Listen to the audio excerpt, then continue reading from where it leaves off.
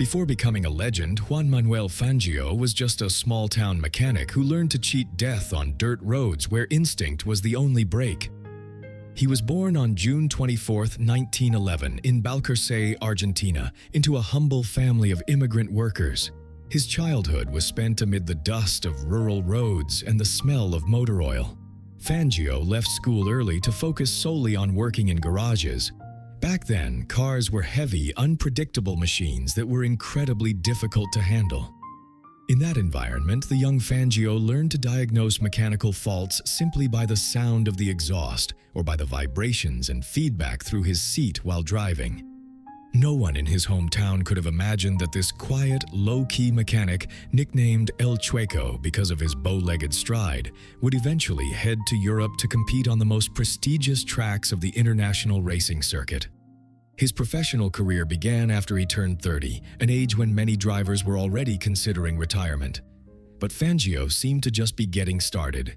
He went on to claim 5 world championship titles during the 1950s, a feat he achieved with 4 different manufacturers: Alfa Romeo, Maserati, Mercedes-Benz, and Ferrari. He moved between teams in a constant search for the best mechanical edge, convinced that a race car should be understood as an extension of the driver's own body. His career progressed against a backdrop of constant loss, as many of his fellow drivers perished on tracks where safety measures were virtually non-existent.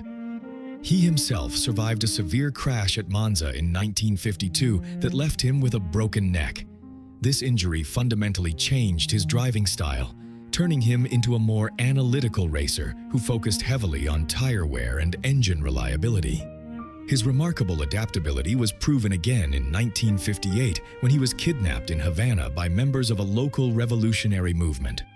Throughout the hours of his captivity, he remained completely calm, conversing quietly with his captors until he was released unharmed. The veteran driver decided to retire later that same year during the French Grand Prix, after realizing that the newer cars no longer gave him that vital sense of predictability and safety. His life came to an end in Buenos Aires on July 17, 1995, at the age of 84 due to kidney failure.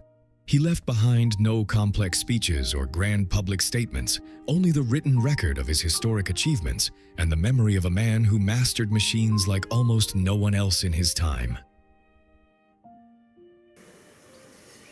Bio3. Great lives in 3 minutes.